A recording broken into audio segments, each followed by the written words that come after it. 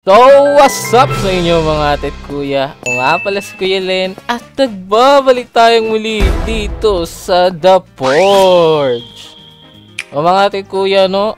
Mukhang napa-addict ata ako sa paglalaro dito sa The Forge. Talagang nakaka-enjoy siya actually kasi nga pure grind siya, tapos kailangan nyo pa active kayong mag-grind. Okay, kung titignan natin yung stats ko ngayon, ano ba stats ko ngayon? So kung makikita nyo mga tit ko, yung stats ko ay 15 hours. Okay, yung 15 hours, 0.71 na paglalaro na yan is active grind po lahat yan. Grabe, talagang pwede ka naman, meron namang part na mga EFK, yung especially dun sa volcano part. Pwede kayo mag-AFK doon. Pero most of the time, active talaga yung gagawin nyo dito. Kaya nakaka-enjoy kasi sobrang rewarding siya. So anyway, hindi naman yun yung topic natin ngayon. Ngayong araw mga tit kuya ay gagawa tayo ng legendary na weapon. So yun yung balak ko ngayon dahil nag-grind po ako ng maramihan. Kahapon nitong mga rare ores. Grind ko na. Ay, hopefully makuha ko to, no? Hopefully magawa natin yung gusto kong weapon. Kasi gusto ko makakuha ng... Uy, bakit may ore dito sa baba na... Gusto ko makakuha ng magandang katana talaga. Kasi kung makikita nyo yung current equipment ko ngayon na suot-suot, meron akong ore na may 47 damage and 100% masterwork. Meron din siya mga VAP kasi ginamitan ko siya nung... ibang ores na merong mga traits, okay? May mga ores po dito na merong traits. Yes, sir. Then yung sa armor naka-cuprite ako, then dito sa pickaxe ko naka-arcane na ako. Sa helmet ko nakatopas ako, then sa leggings ko is naka-cuprite na po ako. Okay? So lahat buong set ko is naka-dark knight sila kaya mas maganda. Pero yun nga, yung weapon ko pa rin is medyo mahina pa rin. Kaya kailangan ko talaga mag-craft ng bagong weapon. Pero bago tayo mag-proceed mga tit kuya sa paggawa ng mga weapon, syempre hindi natin pwedeng kalimutan ang mga nagpapa-washout.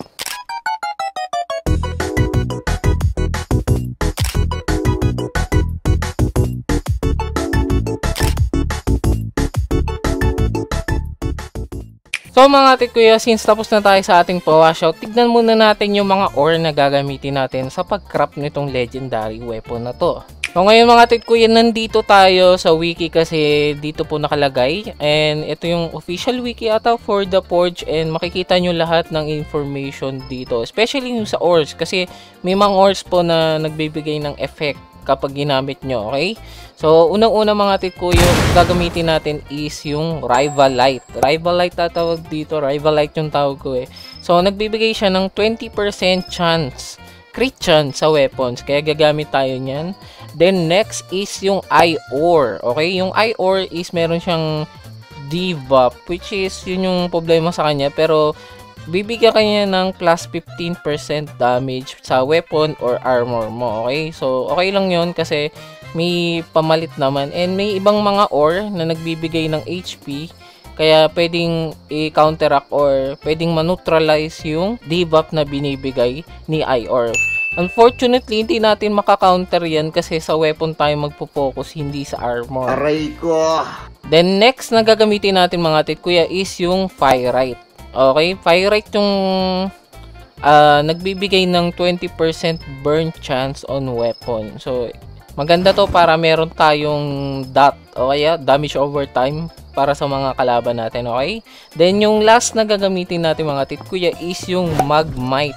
Okay, which is meron siyang 50% AoE explosion on weapons. Hindi ko sure kung gaano kalakas tong explosion na to, pero ito lang kasi yung mga ito lang yung mga ores na pwede nating ilagay currently sa weapon kasi most of the ibang ores na is medyo rare. Katulad nitong Demonite, which is 1 in 3,666, no? Meron siyang burn and backfire passive. So maganda siya kung gagamitin nyo sa armor, pero pwede rin naman sa weapon. Then yung Darkrite is pang lang to, pang armor lang, no? Kasi alam ko to parang dodge chance to parang nagda-dodge kayo dito sa passive na itong ore na to Pero yun nga, yung apat na na-mention ko kanina, yung gagamitin natin, which is yung Rivalite, yung ore, and yung Firite, tsaka yung Magmite, Yun lang yung magagamit natin for weapon. Actually, meron nga akong Darkrai kaso natsambahan ko lang to kasi nga sobrang rare nitong Darkrai. 1 in 6,655. So, tsambahan nyo lang taga makukuha yan kapag nagmamine kayo. So, first thing first mga kuya, kailangan naka-dwarf kayo pag magpo-forge kayo. Especially nung mga best na ores na gamit nyo. Kasi yung dwarf po mga kuya is meron silang better forge which is magbibigay sa inyo ng higher chance makakuha ng masterwork which is yung best quality na pwede nyo makuha sa pagpo-forge. Not sure ko yung angel or demon na may buff ganun. Pero wala kasi akong ganung ano. Kita nyo naman yung race slot ko is human tsaka dwarf lang yung laman. Kahit anong spin ko dito sa second slot, human lang talaga yung nakukuha ko. Kaya nag-i-stick na lang ako sa dwarf.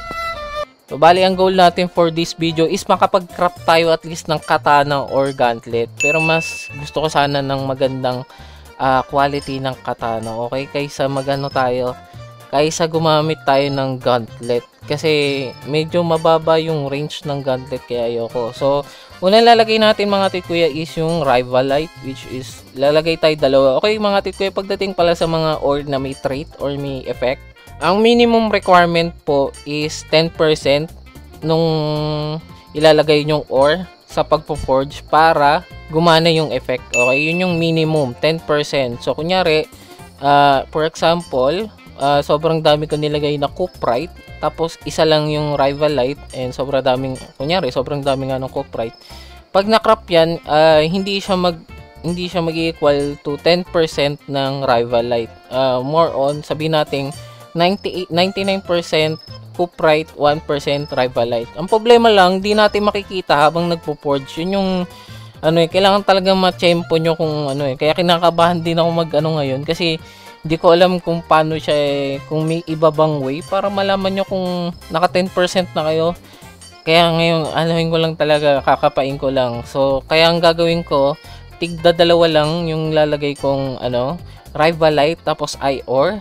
Then next, lalagay natin yung 5 Pyrite. So, yung Pyrite yung magiging, bakit 5 yung nilagay mo kay Len? Kasi, ito yung gagawin kong base weapon. Kumbaga, ito yung magiging type ng weapon, magiging Pyrite siya. Gustuin ko man lagyan ng maraming Magmite, pero dalawa lang talaga yung Magmite ko mga tikuya. Kasi, Magmite talaga yung maganda. Kaso nga lang, ang hirap nila i-grind. Saka na lang kapag nakapag-grind na ako maigi. So, makikita nyo sa gilid, meron na tayong 63% chance for katana. And meron tayong 32% chance for gauntlet. And 5% para sa straight sword. Please, sana wag lang straight sword. Kasi yung huli kong weapon is straight sword ba yun? Oo nga, straight sword. Ang gusto ko talaga makuha is katana. Gusto ko man dagdagan ng Rivalite para maging 72. Kaso baka mawala na yung baka mawala na kasi yung kinakabahan kasi ako, baka mawala na yung 10% kaya mag-i-stick na lang ako. I hope makuha natin dito sa talaga sa 2252. I hope sana makuha natin kahit katana tapos makuha natin yung effect nila. So simulan na natin, okay? Una.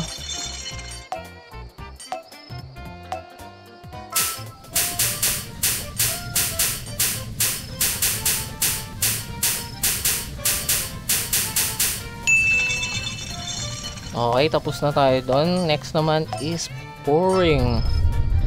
Ito, madali lang naman tong part na to. Okay, ngayon natin malalaman kung ano nakuha ko. Oh my goodness, gauntlet siya! Pero hindi ko alam kung anong gauntlet. Malaki siya malaki. Kung Revenant na gauntlet to, okay lang. Pero kung normal na gauntlet lang yung kung Revenant to, okay lang. Kung Revenant na gauntlet. Revenant yung nakuha natin. Okay, Revenant yung nakuha natin. Kailangan na lang natin ma-perfect. Oh my, hindi ko na perfect. Woo! Kahit pa paano okay lang. Revenant yung gauntlet, which is yung pinakamagandang variant ng gauntlet. Revelator pala. So, 100% makikita nyo, 82 damage! Grabe! Ang nakuha natin 80% na Rivalite pala. So yung dalawa lang is 80%. Okay na. Okay lang pala kahit hindi.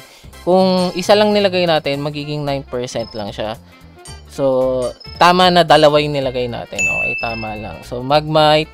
Kung Magmite tong base mas maganda. Pero makikita nyo 1,000 yung 1,000 yung price. And meron siyang 82 damage nung wala pang ano. So, nakagawa tayo ng legendary weapon. So, para mas, kung nagtataka kayo kung paano makakuha ng legendary tier, kailangan yung pinakamaraming ore na ilalagay nyo. For example, mythical. Yan yung may pinakamaraming ilalagay nyo, okay? Kapag yan yung pinakamarami, yan yung magiging base ng weapon or ng inyong armor. Kaya dapat mag-grind muna kayo. Kaya wala pa akong magandang armor talaga kasi sobrang hirap po i-grind sa armor part. Kasi kailangan nyo ng maraming obsidian, etong mithril. Actually, mithril yung gagawin kong base. Tapos lalagyan ko ng ng obsidian, tapos uranium, tapos light tight kung pwede. Pero yun nga. Anyway, mag-focus na tayo sa weapon. Sinerte tayo doon sa part sa weapon na yun kasi kahit papano nakakuha tayo ng revelator. Revelant yung sabi ko. So, meron tayong effect. So, makikita nyo, meron tayong effect na explosion, cause explosion on the victim, dealing 23% chance damage AOE, critical chance na merong 9%, then burn na 20%. Ito yung negative dahil dun sa eye. Pero meron tayong additional na critical chance, ay lethality. Yung lethality yung binibigay nung eye or kapalit nung minus vitality or HP. So, increase physical damage by 7%. Grabe, 82 damage na Revenant. Damn, bro. Ay, Revenant, Revelator. So, nakuha natin Revelator. Kahit pa paano, sobrang bilis yung matake. Oh, my. Ngayon, yung mga atin ko, itatry natin tong Revelator sa mga mobs. So, ito mga atin ko, papunta tayo dito sa Deep Volcano part. Kasi dito nag-i-spawn yung mga malalakas na mobs. Okay, nandito yung mga elite. So, dito natin itatry. Babalaan ko kayo ngayon pa lang. Malalakas yung mobs dito. And hindi po ako ganun kagaling pagdating sa pagpa-parry. Okay, kaya pagpasensyahan nyo na. Susuntukin ko sila mano-mano na lang para makita nyo kung gaano kalakas yung damage. So, 1, 2, 3, 4. 4 hits. So, 4 hits ko tong elite na skeleton. Pero makikita nyo, masakit pa rin syempre. Try natin dito sa Ito, kaya ko tong i-parry kasi madali lang i-parry to eh. Aray, mali ako.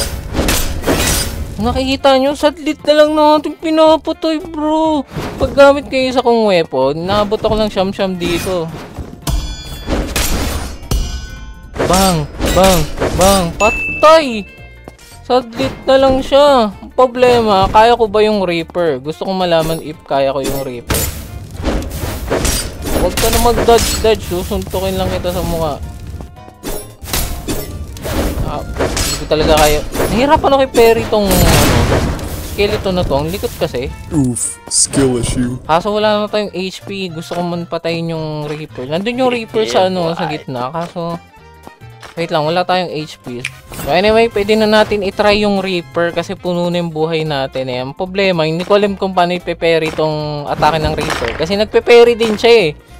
So, try natin. Alam ko, parry, attack. Parry, attack.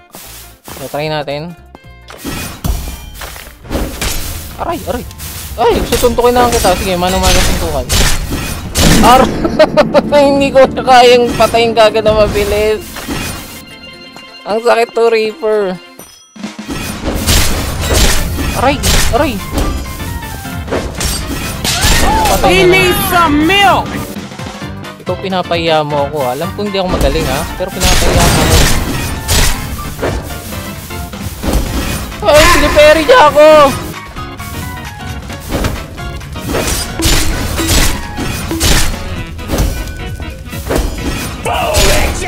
Napatay ko din yung Reaper kaso hindi ko na-record. Pero anyway mga tit kuya, nakita nyo naman malakas yung weapon na nakuha natin. Talagang ano lang ako mga tit kuya, skill issue, okay? Malalang skill issue lang yung meron ako. Kasi hindi ko talaga kabisado yung pattern nung Reaper, kaya hirap na hirap ako. Pero pagdating naman sa ibang mobs dito, pagdating sa volcanic area, kaya ko naman katulad nitong, ano nangyari sa kanila? Ano nagalaw? Katulad niyang slime o kaya tong death axe na madali lang silang i-parry. Oh, Yung Reaper talaga, hindi pa talaga ako sanay sa Reaper kasi hindi ko pa masyadong napapatay yung Reaper, okay? So, pagpasensyahan nyo na ako. So, naalala ko, no, mga tit kuya, pwede nyo pa pala palakasin yung weapon na nakrap nyo in case na may magawa kayo ng malakas katulad nito. Pwede nyo pa silang i-enhance, okay? Pwede nyo i-enhance dito sa enhancer. Kailangan nyo lang ng ano dito, essence, okay? So, yung essence magagrind nyo sa mga monster doon sa cave.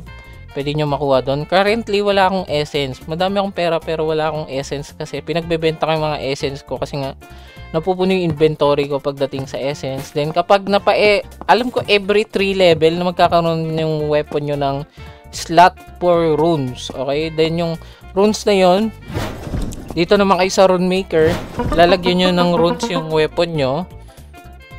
Patulad nito, yung pickaxe, pag nilagyan ko ng rune ng miner shard, mas dadami yung makukuha kong drop. And meron tayong mga runes for weapon, katulad nitong, alam ko meron nakatabi. Ito, flame spark na may bigay na burn, or rage mark na nagbibigay ng berserker, tapos me surge. Okay, so iba-iba yung hindi lahat ng runes is pare-parehas, kahit na pare silang pangalan. Kunyari, ito, flame spark na may burn 1. Ito, flame spark pero may burn 1 tapos attack speed. So, hindi sila pare-parehas. Then, meron din tayong blast chip. Kung gusto nyo malaman kung saan nakukuha lahat ng yan, pwede nyo naman i-check yung inventory nyo, yung index nyo.